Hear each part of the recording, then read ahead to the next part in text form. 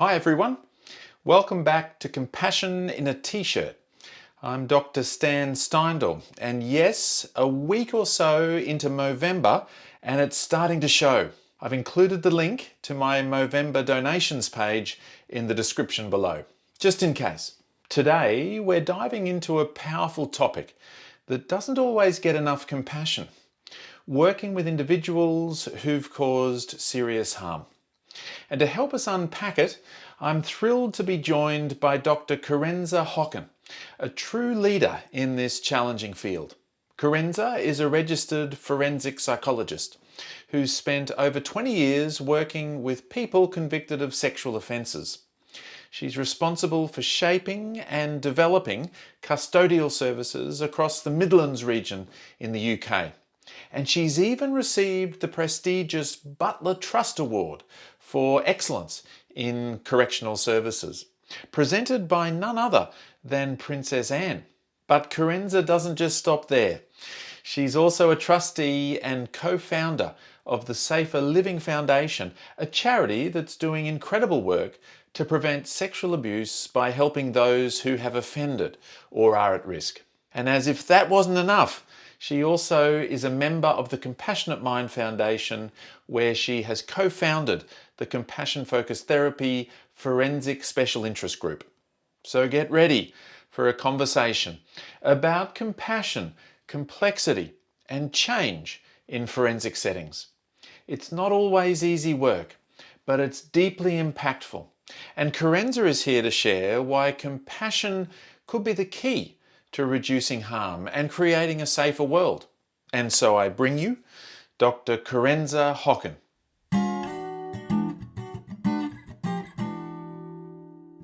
All right, well, Dr. Kerensa Hocken, thank you very much for coming on to Compassion in a T-shirt. Thank you so much for inviting me, Stan. I've been a fan of Compassion in a T-shirt, being a podcast fan as I am. So it's a real fun.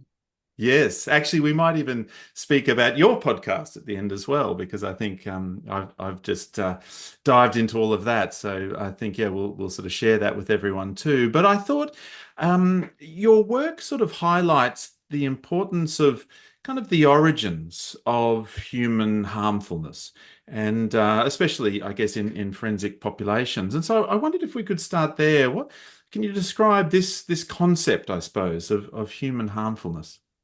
Yeah, it's an interesting one. I think it's not unique to CFT, but I think CFT, of course, brings that compassionate view of it. So it's that acknowledgement, essentially, that all humans are capable of harm. And of course, that on some levels can be unintentional and others will be intentional. And it also, I think, breaks harm down to think about it across a range of things, because in CFT, we've got this concept of the tricky brain. So this idea that we've got a brain built for us, not by us, and that it falls into traps and trips us up and is, a huge cause of distress for humans. It's the thing that keeps kind of threat alive for us. And so on some level, we might talk about the tricky brain as being harmful to us. It causes us distress. But wider than that, CFT, of course, is based on evolution and recognizes that our primary drive is for survival. So we are built with the algorithms to be able to harm in service of survival. So one of the things I think we really appreciate about it is that it humanizes, it normalizes human harmfulness. But also it helps us understand the nuances, because it talks about, on the one level, that we can all be harmful through ignorance. So, just simply not being aware, not having the time or the orientation. On another level, we can be harmful because we turn away from harmfulness. So there's a callousness, or we're just unaffected by it. And then on the other end is this ability to be cruel. So this enjoyment of harm caused to others. And as far as we know, on the whole, that's fairly unique to humans. There's not many other species on the planet that really take an enjoyment of inflicting pain. In the human race, once there's an invention of something, that invention is very quickly used for harmfulness. So there's that real innate drive towards harmfulness, but as well as compassion, of course, which we'll talk about. Mm. Yeah, I appreciate that. There's actually different dimensions there that you're referring to. I mean, one aspect is actually harmfulness towards ourselves, I suppose, and that's very difficult as well. We often, well, things like even self-criticism and self-attacking and some of the shame-based ways that we might relate to ourselves. There's a sort of a self-harm there.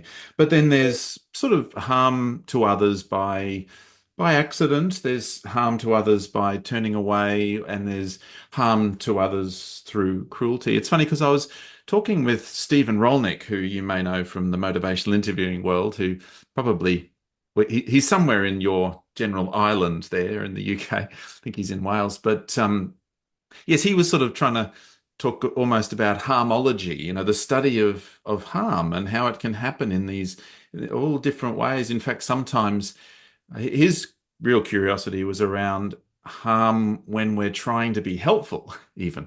That sometimes the approach that we might take to be helpful can actually, at various levels, cause some sort of harm, or maybe even just stopping a person's progress, or maybe even actually causing harm. So there's these different dimensions. You focus in particular at in that sort of dimension of cruelty, I suppose, and when harm is more perhaps intentionally inflicted.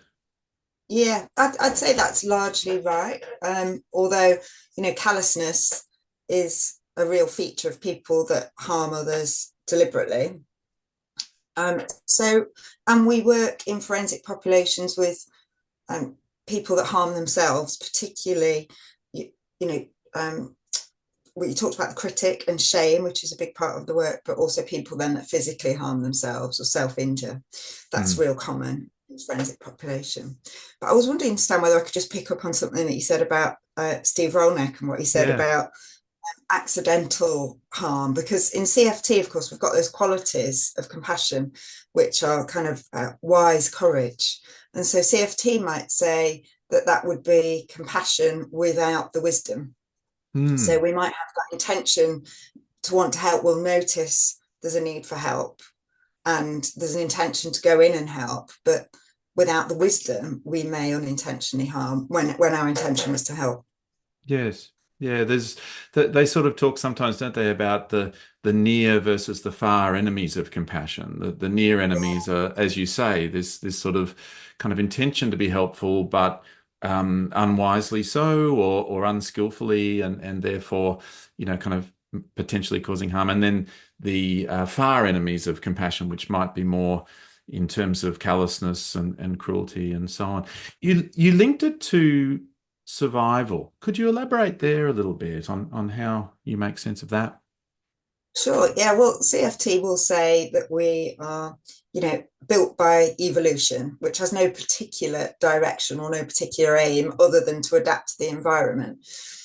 And our evolved drives are essentially to stay alive, and then to stay alive long enough to reproduce, and then to stay alive long enough to rear the young until they're independent. And I know that sounds quite a simplistic explanation of our life form, but that's what evolution might say to us. And so, of course, we have to be built with the systems to conform to that evolved aim, if you like.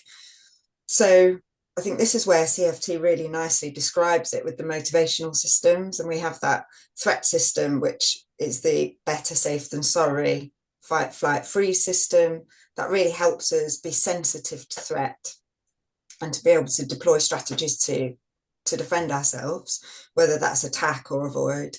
And then we've got that system which we need to hunt resources and gather and achieve and compete. And of course, we can do harm in the service of that. We can do harm in the service of wanting to win. And we can do harm in the service of wanting to secure resources. And then, of course, we've got the other motivational system, which is our ability to be able to nurture, to live in groups, and to be able to rest and digest and recuperate. So within all of those systems, I think there's a real understanding about what are our basic algorithms, what's the skill set that we need to be able to adapt and succeed in our particular environmental niche. And of course, we have to have the capacity to harm, because if we didn't, we wouldn't compete with the other group for maybe some essential resources, food or whatever that might be. We need to be able to harm to protect ourselves and to protect our young. So these things are really essential. And you know, you might say that there are other forms of Homo sapiens that just didn't survive because they didn't have such acute harmful skills or threat detection skills. Mm. So I think that's why I really appreciate CFT, because it helps us understand the function of harmfulness. Mm. Yes, I've always felt it like it sort of seems simplistic what you sort of said, although it's clearly not. But yes, evolution is really much more interested in survival and reproduction than it is in making us happy, so to speak. And so we have these kind of built in, as part of the design of our tricky brains, that we might turn to harmfulness as a way to survive, or to sort of defeat threat and create a sense of safety, or to compete and outcompete, those who might otherwise, get the stuff we need, or something like that. And so you're sort of saying that in a way, that's part of how we might try to conceptualize it, that it actually kind of comes along as part of the design, that ability to be harmful. Yeah, it's a design feature, I guess. That's actually a design feature, not a bug, but a No, feature. exactly. And that's it. That point that you've made there, Stan, is so important, that it's not a bug. So, one of the traditionally held views of harmfulness and people that harm is that there is something wrong with them, that they are somehow different. They are, vermin, or, they are something less than other people. And of course, then that's dictated the ways in which we've intervened with harmfulness. So, in our not too distant past, we'd be very cruel to people that harm and even torture us. And of course, there are some countries in the world that still carry a death penalty. So that's really taken us largely down quite a challenging and punitive path, I think, with dealing with harmfulness in our long history. And I think CFT helps us understand it's a design feature. And if it's a design feature, then it is not our fault that we have these drives and these tendencies to harm. But of course, it is our responsibility. And that's where we want to step in and help.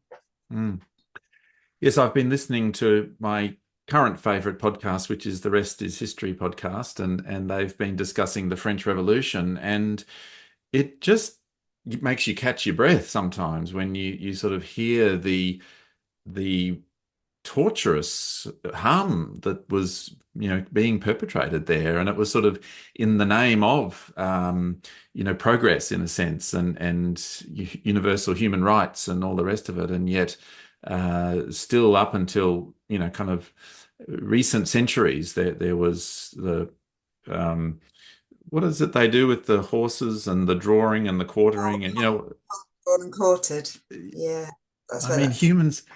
humans are amazing in the way that they can be really quite cruel and harmful. Yeah, extraordinarily unique in our Mm, ability to control. mm. Can you just elaborate on that notion of algorithms? Because I noticed you mentioned that a couple of times, and yeah, I think that's a really that sort of is a unique part of CFT and how we might be thinking about things.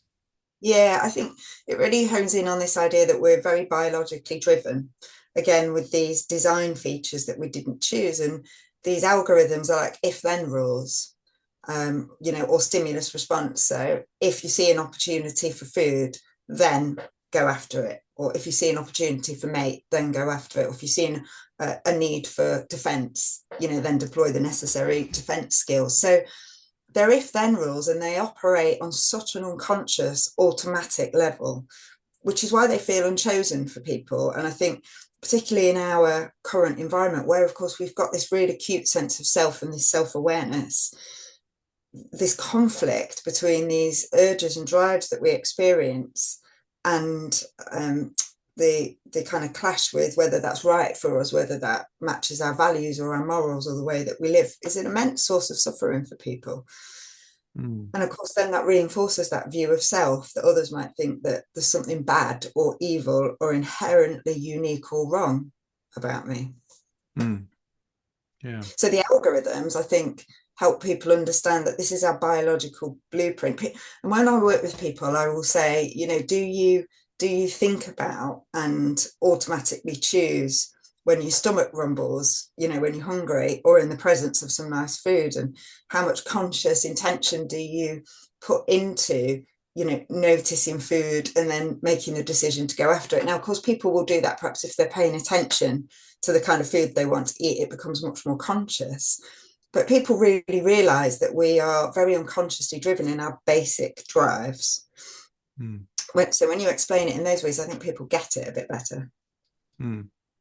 Yes, it really speaks to the it's not our fault, but it is our responsibility notion, and trying to cultivate that sort of mind awareness. We might not need to be tummy grumbling aware, but it is good to be mind aware, I suppose, and to sort of be able to notice the times when some of these different systems and the algorithms within are activated or are actually occurring. And can you give us a feeling of the kind of work you're doing, or the sort of perhaps the sort of presentations that you might be working with, just to give us a feel for how we might then think about CFT in that context?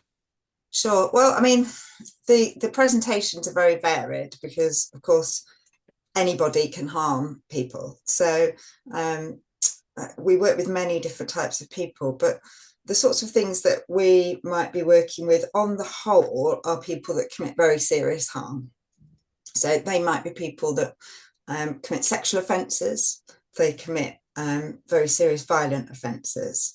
And sometimes that might be in the course of a mental illness like psychosis. My colleague John Taylor sort of specialises in that area, particularly working with people with mental health problems and having that then crossover with offending.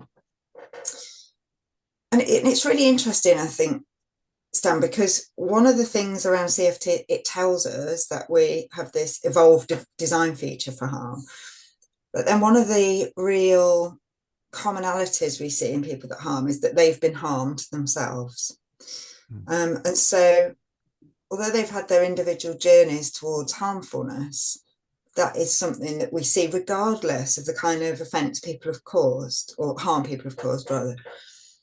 It really seems to be this theme. And CFT would say that. It would say we've got these design features, and then our environmental niche, our context, will dictate essentially which skill set we need. So if we've had an environmental niche that's been caring and cooperative and safe and predictable, that will very naturally create the conditions for compassionate competencies, because we've learned that we need those, and we learned that they advance us. Whereas if you've had an experience which is unpredictable or deprived or directly threatening, that will of course create the conditions for harmful strategies to emerge.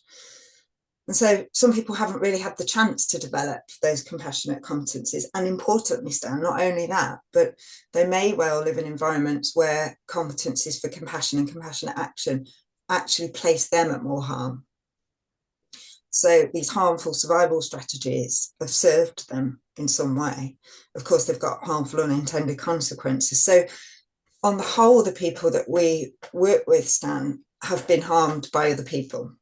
And that's such a common feature. I can't emphasize that enough. Mm.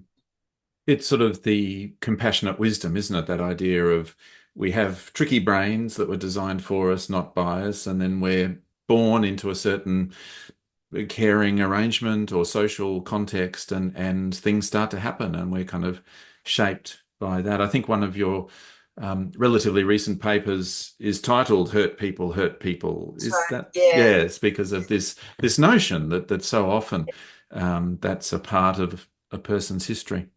Yeah, so John Taylor and I co-authored those papers, and they're linked papers. There's two of them, And actually, we wanted to get over this point about human harmfulness. So the first paper, which outlines some of the basic assumptions of CFT, which we're talking about, is just called People Hurt People, because we wanted to Mm. get that basic design feature. You don't need to be harmed in order to hurt other people. And then the next paper, which focuses in on the forensic side, is what we called hurt people. So we were trying to get over that message just in the title of the papers, that Mm. it's the design feature. Yeah, I'll have a link to those. There's a couple of papers there, and I'll have a link to those in the description below, as we say. But yes, really great summaries of this kind of model that you're using. One question I had was sort of neglect versus abuse, or something like that. What do you notice there in terms of the different forms of kind of harm perhaps growing up, and whether that sort of influences things later? Yeah, that's a really good point. I think people most often talk about or think about people being abused or harmed by others when they think about hurt people, or they think about childhood trauma. But the childhood adverse experiences study by Felitti in the late 90s told us that neglect was one of those key adverse childhood experiences. Mm. And we know that neglect can be as harmful in the individual as can, direct physical contact. And it's interesting, I think, with neglect, because um, people aren't often aware of what they haven't had, if that makes sense. If you haven't Mm. had something, you're not necessarily aware that you're missing it. But in the research, we do see links with neglect and certain types of offending. So it can be a feature in histories of people that commit sexual offences, that neglect is fairly common. And there's some great papers that really look at our evolved design features by Ellis and people like that. I'll give you the references actually, because it can go in the show notes, Mm. that talk about kind of deprivation, and the absence of care or the absence of resource is just as impactful as a direct threat. Mm. Mm. Yes, that would be interesting to have a couple of those sort of references as well, and we can share that with everyone.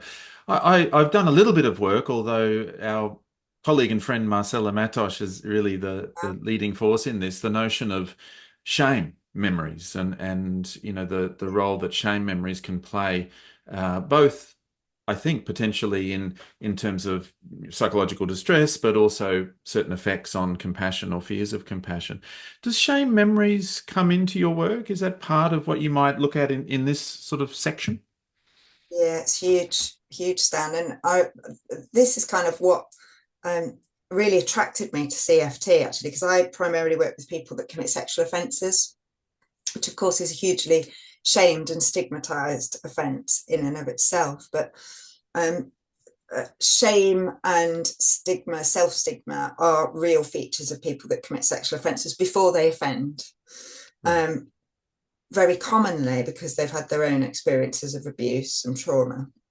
So when I came across CFT, one of the features of it is that it directly works with shame. And I thought, we need this in forensic work, because I don't think we've worked with shame directly or very skillfully up to now. And Mm. of course, the self-critic, as we would talk about, is so critical as a block to compassion, but also as a facilitator of harmfulness.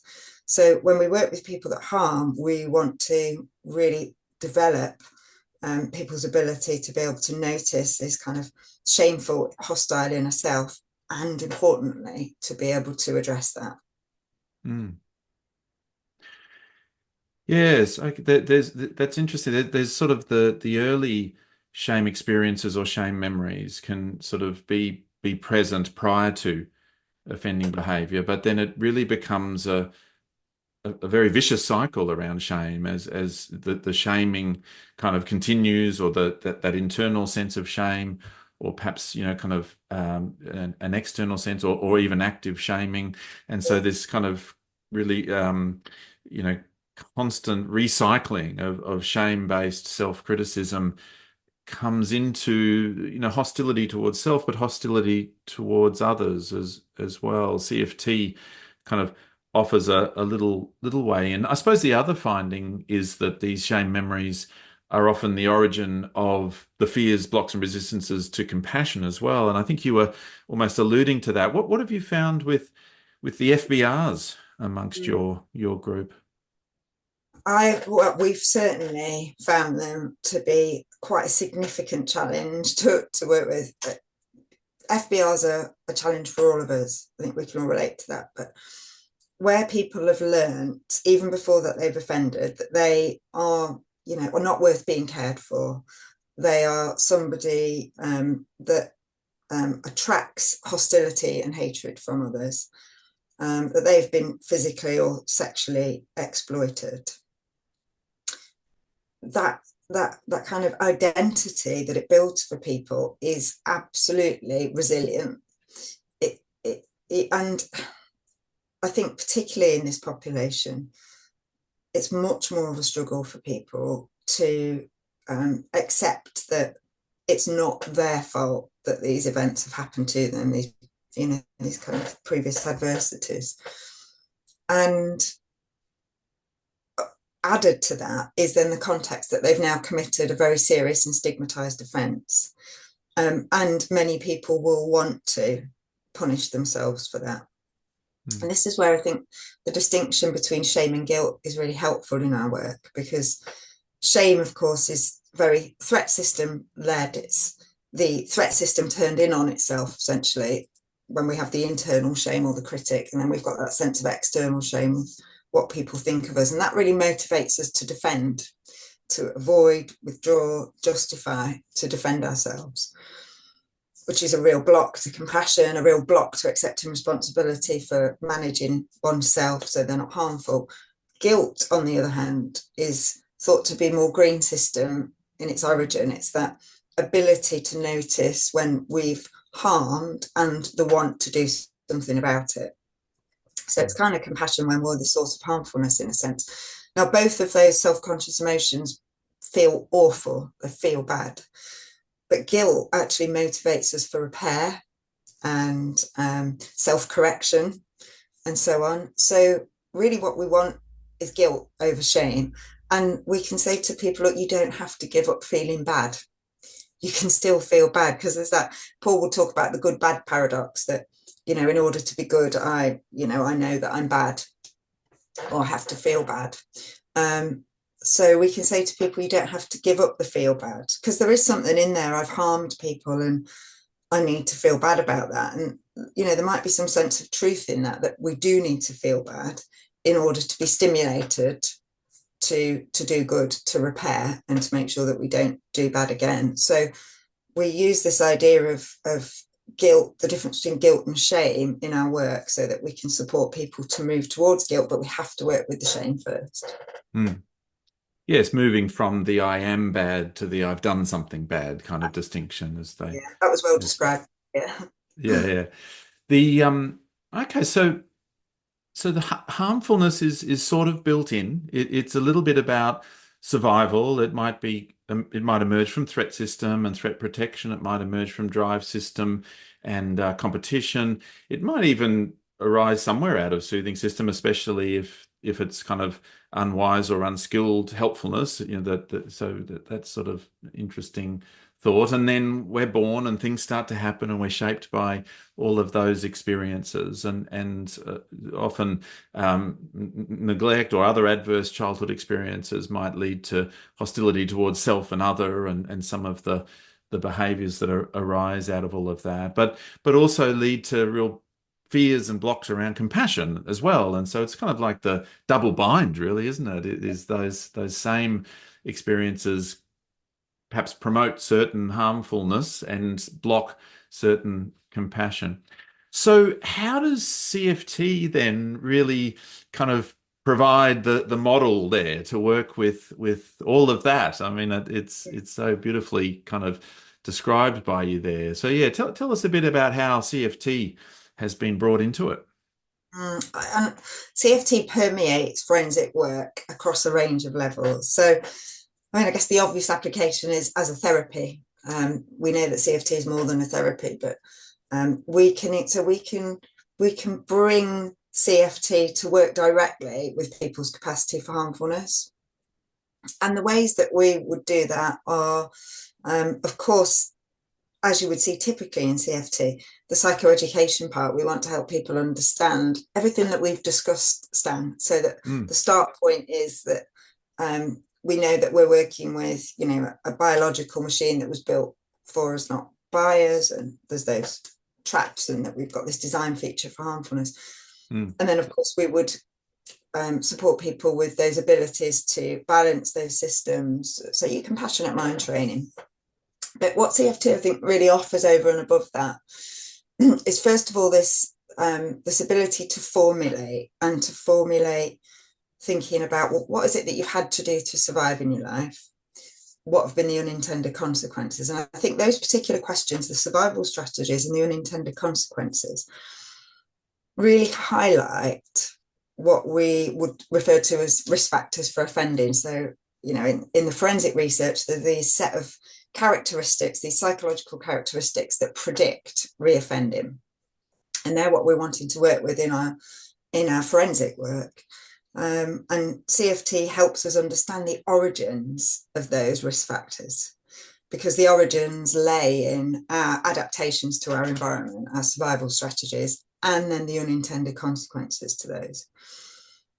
So I think it really helps us understand where these risk areas have come from. And when we know that, we can work much more effectively, I think, to moderate or minimize a particular risk factor, because people understand where it's come from, they understand the functions of it in much more wise ways. And then, of course, CFT supports us to work with the critic and shame, but also other self-conscious emotions, Stan, that I don't think we pay that much attention to. So humiliation is a common one in forensic work, which sort of has a very similar basis to shame, in the sense that it orientates us to notice when we're being rejected or devalued by others. But rather than more of a submissive, self-critical response, it's a much more outward, angry, vengeful response. So, of course, that's quite a feature in the lives of people that have hurt people, as you can probably imagine. So CFT, I think, gives us the theory and the therapeutic techniques to work with self-conscious emotion. And, of course, the big part of CFT is it is your responsibility. That's a real golden thread, I think, of CFT, isn't it? That even though we didn't choose these things, it's absolutely our responsibility to rule ourselves in ways that minimize harm. And so I think that really supports us to help people turn towards then their own capacities for harm, which is something that CFT does. And alongside this, of course, we're building those capacities for compassion. We're building that compassionate self to put to work, to turn towards and acknowledge people's own harmfulness and harm that's also been done to them. So we would see this as quite, in the form that I've described it, Stan, that would be quite a long-term psychotherapeutic intervention. And we would probably reserve that for people who commit the worst types of harm. But of course, CFT can offer us much more. So one of the core elements of our work in forensics is risk assessment. We are often called on by mental health tribunals or parole boards to give an assessment of somebody's risk and make some recommendations about progression. So CFT gives us that ability to be able to formulate, to understand the origins of risk, as I've just described.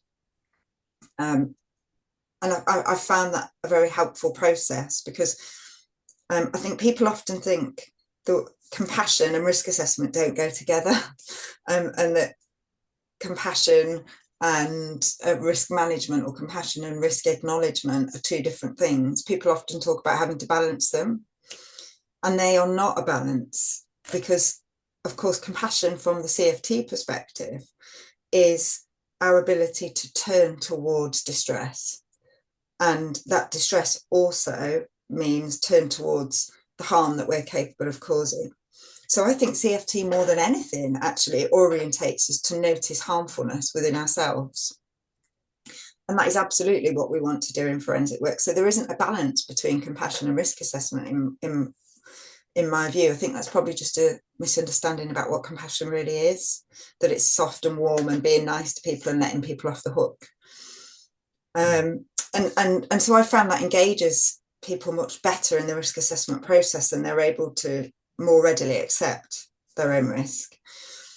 But the other thing about compassion is it helps us create cultures, Stan. So it helps us to create a culture in a secure environment, whether that's a hospital or a prison, that is safe and supports rehabilitation. Hospitals and prisons are fairly bleak places, and they're very threat-based for the people that live there, and of course the people that work there. Every day you're working in an environment which is austere, which carries personal threat to you. Of course, you're going to be in your threat system most of the time. And then that creates a cycle of threat and response and punitiveness. So I think one of the things that CFT really offers us is this ability to work with the culture and the environment of a prison, and work with the people that run the prison as much as the people that live in it. So it kind of has endless applications. And of course, it then supports the staff that do this very difficult work to be compassionate to themselves and to be able to look after themselves, which is critical. Mm.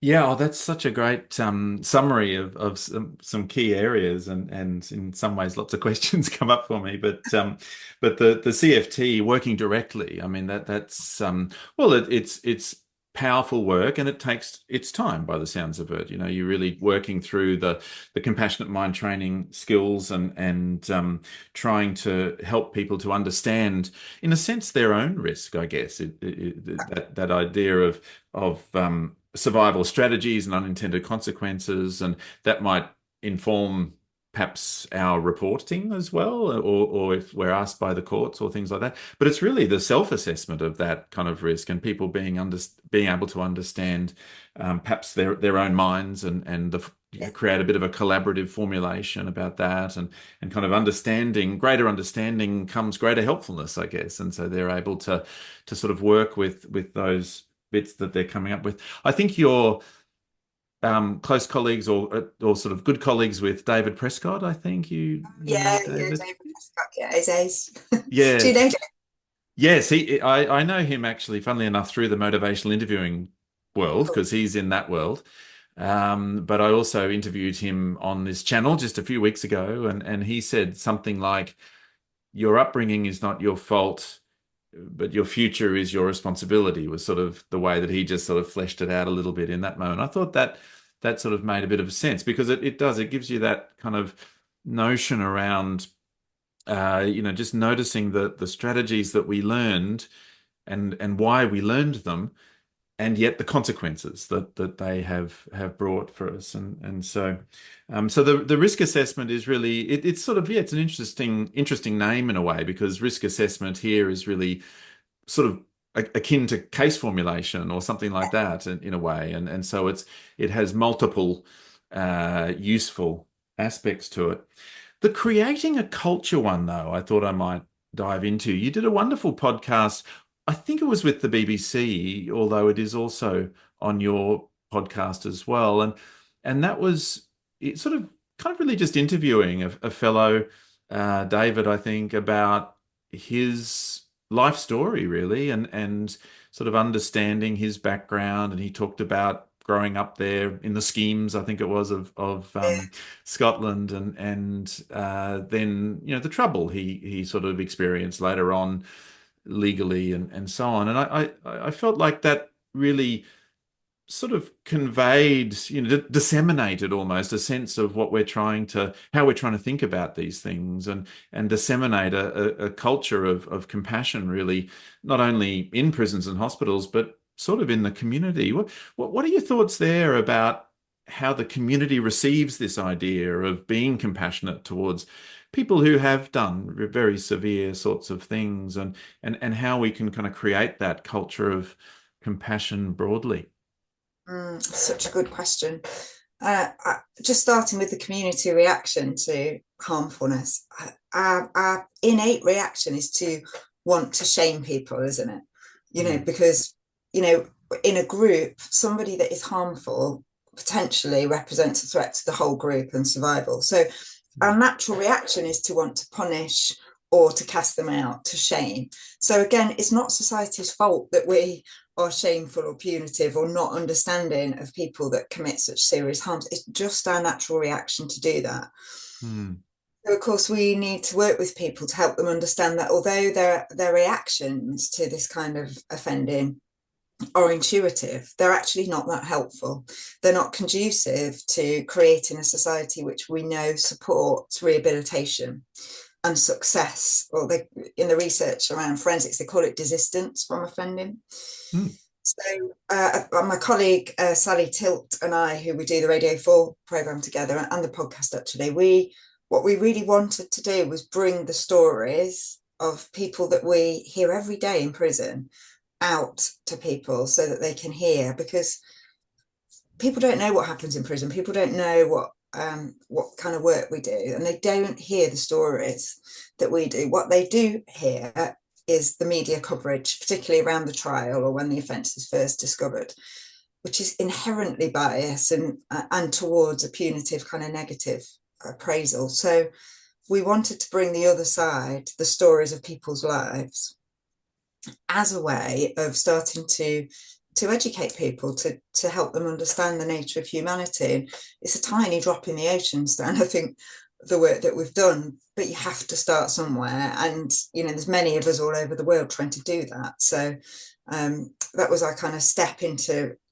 to really bringing people on board with a compassionate understanding and I guess formulation, if you like, of offending. And so far the response has been pretty good. You have had sort of comments back and things like that? Yeah, and actually, Stan, we were expecting a bit of a backlash for some of the episodes. We did actually interview somebody that had committed non-contact sexual offences. And we've worked with people on that radio programme that have committed very serious violent offences.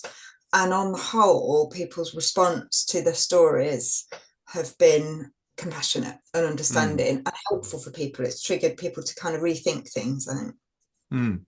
Yeah. Yes, we're sort of up against it, isn't it? Because there's the media who quite likes to sensationalize things, and then there's the politicians who like to, kind of have their little 10 cents worth as well for whatever reasons. And it does tend to, I suppose it sort of activates people's tricky brains and they get into a kind of a threat protection mode. And then it really is about, wanting to be rid of that threat. It is funny, just last weekend, we were actually burgled here at home. And it was one of those ones where they came in stealthily in the middle of the night, and we woke up to the windows having been jimmied open and that sort of stuff. And my immediate reaction was, I had this little thought that I might, because they opened this little drawer, and I had this thought, I might permanently leave a note there that says, if you're burgling this house, shame on you, curse on your name or whatever. And my other half said, Stan, aren't you meant to be like compassion sort of guy or whatever? And I thought, oh, you're right.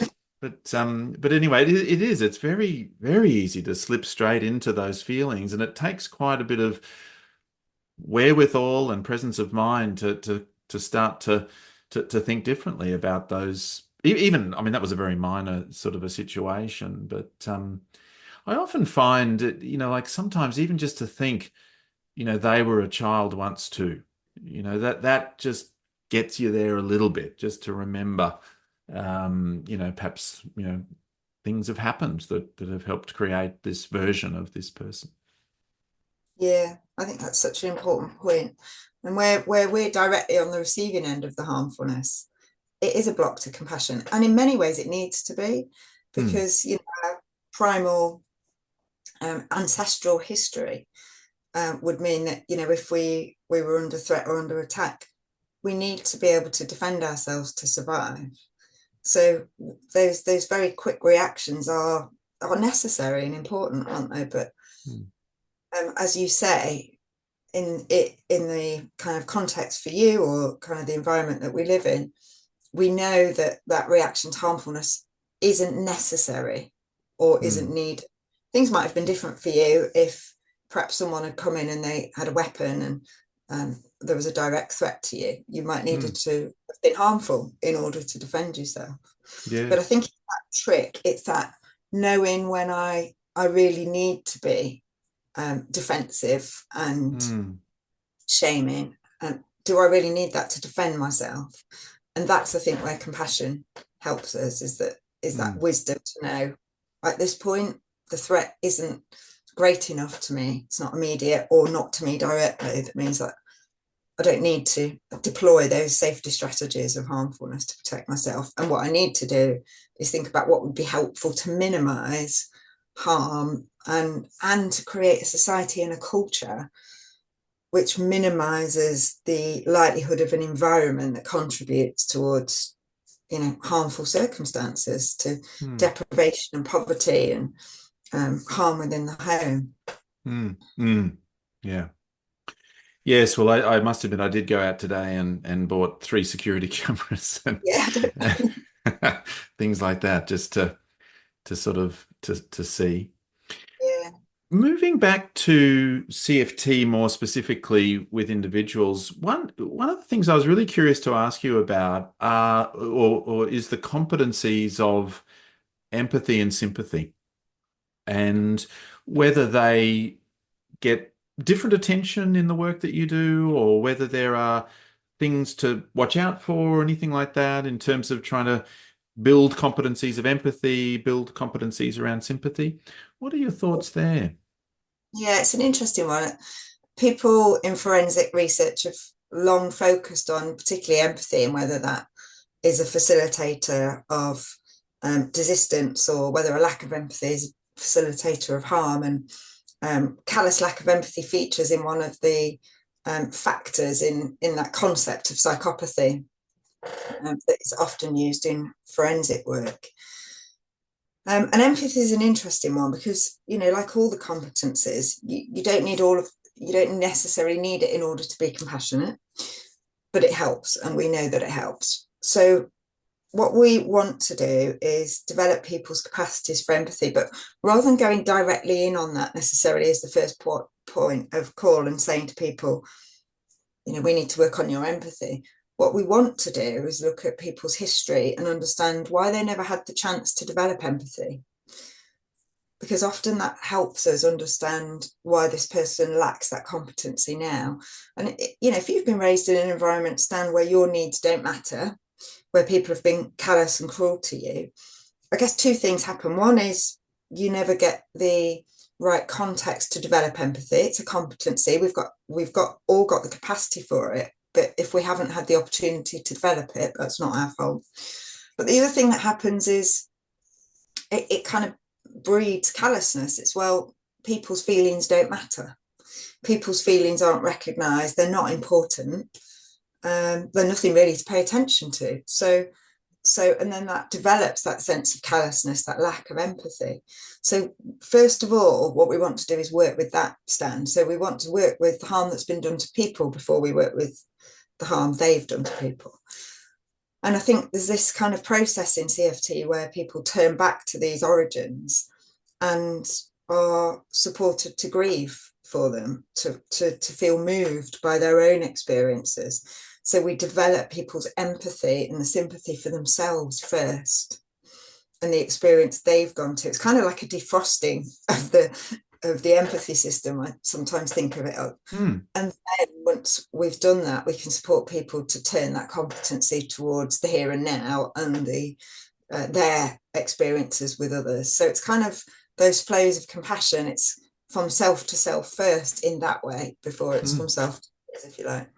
Okay, that's a really great way to think about it. The defrosting and just that idea of we might practice empathy, first with ourselves as a way to kind of warm into it and to experience it. And I've often tried to grapple with the notion of, which comes first, the chicken or the egg, because in some ways empathy is a competency that can be brought to a range of motivations potentially.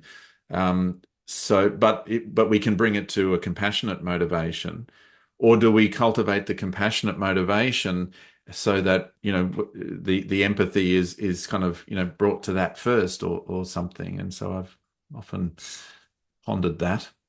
No, it's another good question, Stan. You're coming out with many of them today. Um, there's this idea that competencies can be recruited by any of the motivational systems, isn't there? Mm, So, of course, we can develop people's competency for empathy, but if we're not changing the underlying motivation, they might use that for harmful means. You know, if mm, I understand what most troubles you, then I might make sure I create that or exploit that if I'm going to, you know, steal things from you, Stan, or burgle your house or whatever it might be. But so, and I think maybe that's some of the ways that we've gone wrong in forensic work, that, you know, historically we've focused in on a set of competencies which on the surface look like they would prevent harmfulness, a bit like the compassion competencies. Some of that has included social skills, some of that has included assertiveness or um, uh, empathy, but we haven't worked with the underlying motivation. So maybe, mm, you know, we might unintentionally be harmful ourselves. We're shaping up people's abilities for harmfulness mm, without changing the underlying motivation to be helpful and not harmful. So it's a mm, really good point, Stan. I'm glad you raised mm. that. Yes, and I think that is the thing that CFT really offers, isn't it? It is that attention to motivation and evolved motives, and along with, I suppose, emotions and competencies and behavioral sort of side of it, but also the motivation, and being able to think about that. What would you say about sympathy, if anything? Because that's the other one that's often, you know, sort of hotly debated when I talk to people or present this as a topic or a workshop, especially even to clinicians, but to others as Yeah. well. Yeah, what are your thoughts about sympathy as one of the competencies of compassionate Mm. engagement? Yeah. Well, again, much like empathy, I think, well, sympathy, I think, is this idea because about being able to feel for somebody, not feel as somebody. And I think that's probably helpful to think about, isn't it? Because sympathy and empathy, a bit like shame and guilt, I think, get confused Mm, and might feel uncertain about the differences. But um, I always think about sympathy as being, let's say someone's fallen into a hole. Sympathy is looking over the edge of the hole and feeling bad for that person, whereas empathy is, you know, sort of getting into the hole with them and feeling with them, if you see what I mm, mean. mm, So I think sympathy is important. Sympathy um, is again sympathy for the self, to feel bad for the self for what's happened to the self, mm, mm. if you see what I mean. Yeah, in a funny sort of a way, we look down the hole and feel sympathy for the person, and it's actually the sympathy that gets us into the hole, That's right. maybe. Yeah. The sympathy becomes something that moves us towards really wanting to understand and perhaps even be helpful. So I like that little sort of, yeah, that little addition to the looking in the hole sort of metaphor there. That's really, really helpful. What happens for someone who has been on this journey with you, perhaps, and has learnt about the evolutionary kind of base theory of it all, has learnt some of the compassionate mind training skills, starts to understand their own mind and even bring compassion to it. What sort of bubbles up for them then? You know, perhaps emotionally, or what might that experience be like to really then start to stop and think about what's happened to them and what's been done by them. Sure. Yeah, it's very difficult for people, Stan, as I'm Mm, sure you can. People have experienced harm and cruelty at the hands of others. So oftentimes they've learned to be very defended against that. And they've invested oftentimes in being able to turn away from that, you know, to dissociate from it, to avoid it, to minimize or justify what's happened to them. So people are hugely invested in essentially protecting themselves from turning towards what's happened to them, and equally so what they've done to others. And so I think that's one of the challenges of this work is that it can be very, very difficult for people. And sometimes that means that people might be at increased risk of self-harm or, self-injury because they can't tolerate turning towards, these awful internal experiences and memories and so on. So I think that's a real tricky part of the work, but I think that's where compassion comes in, because first of all, it's compassion from us as the therapist. It's an orientation, it's an understanding and an empathy and sympathy from our part. And I think what's important as well is that clients can see within us that we're moved by their experiences, that we're doing this with them, that we can sit alongside this. And one of those key qualities of compassion is that we help people to build courage to face this stuff. And that's what I really like about CFT, because, some of the therapeutic approaches, although we're sort of talking about the same thing, but frame it as kind of distress tolerance. This is something that you've got to put up with. Whereas I think in CFT, we're building courage. There's a value underneath why we're doing this. We know that we've got this commitment to be helpful to ourselves. So I think, again, that CFT really supports us to help people that have got to turn towards some of the darkest parts of the human mind, that of others and, of course, of their own as well.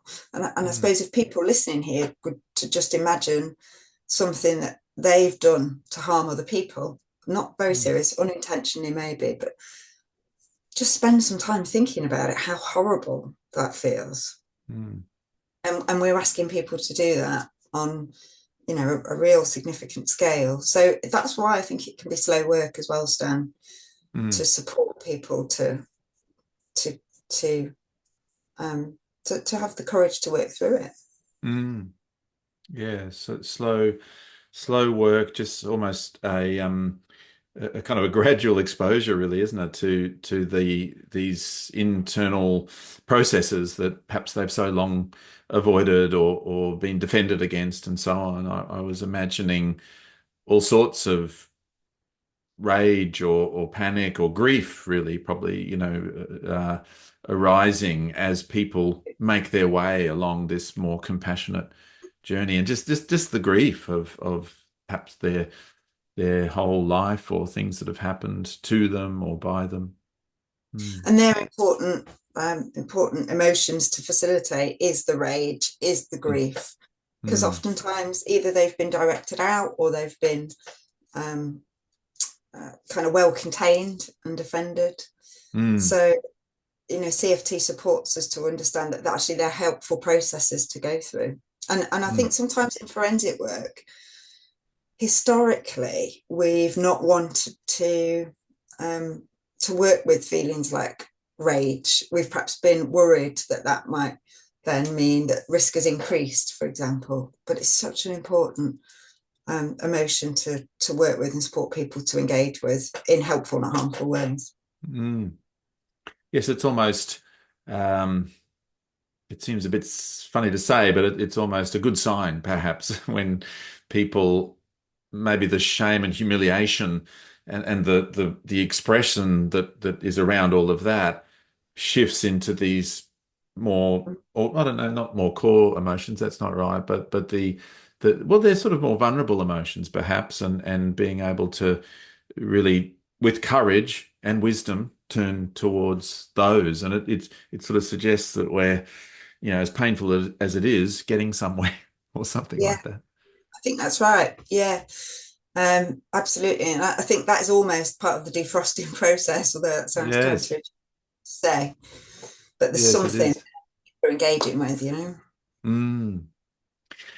So things seem to be moving along very well in CFT for forensics, and it's become a real area of focus with the Compassionate Mind Foundation, and there's sort of research going on around the place and so on. What do you think the future holds here, or what would you like to see happen next? That sort of thing.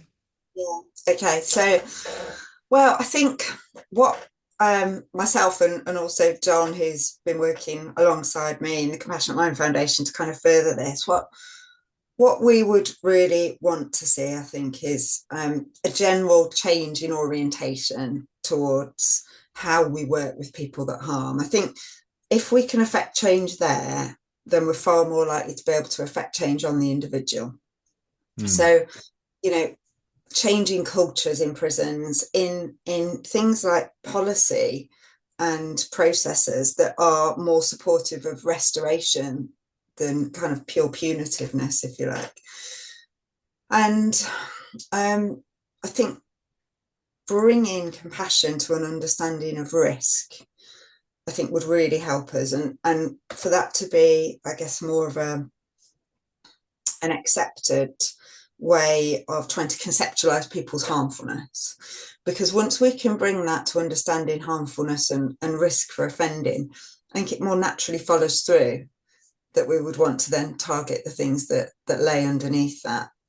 So certainly facilitating cultures, but also just guiding how we work with risk on an individual kind of therapeutic level, that we are working on these origins of risk and that we are supporting people to be compassionate, to be good citizens in that way.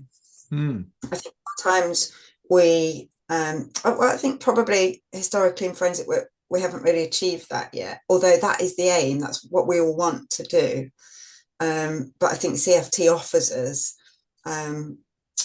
the framework to do it. So I think that would be our ambition, that in 10 years' time that we're able to affect culture and that we're able to understand human harmfulness in more compassionate ways.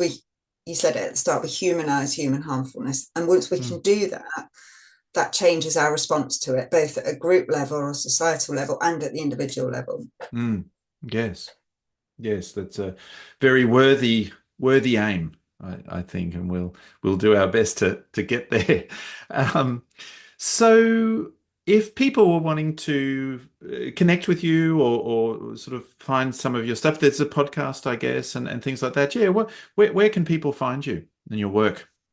Well, one of the first places to go to will be the Compassionate Mind Foundation, because within that there is a forensic CFT special interest group that John and I set up with the support of the foundation. So the way that it functions is generally kind of an email forum, and we also do have monthly supervision sessions so that people can bring cases. They're just kind of small groups, but if people want to bring cases to discuss, and we'll share resources on that group and promote conferences that might be relevant. So go to the Compassionate Mind Foundation, and on their resources page you'll find the sort of special interest group links. It's free to join. You just kind of click on a tab or a link and you can sign yourself up. So that's probably the most straightforward thing to do. And the Compassionate Mind training also offer forensic CFT training. So have a look there for it if it's something that you'd be interested in.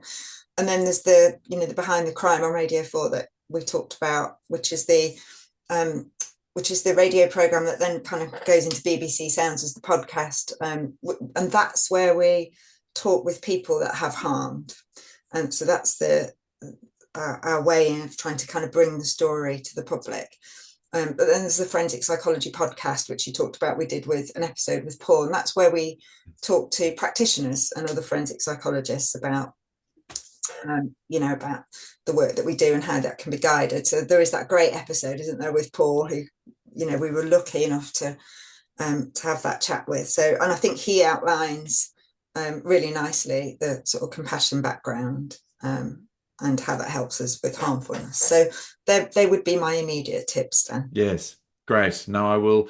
I have dived into those podcasts, as I said, and it's some really, definitely some great stuff there, and I'll include all of those links in the description. So Kerensa Hocken, thank you very much for chatting with me on Compassion in a T-shirt. Thank you so much for the invite, Stan. I really enjoyed it. Wonderful. Thank you very much.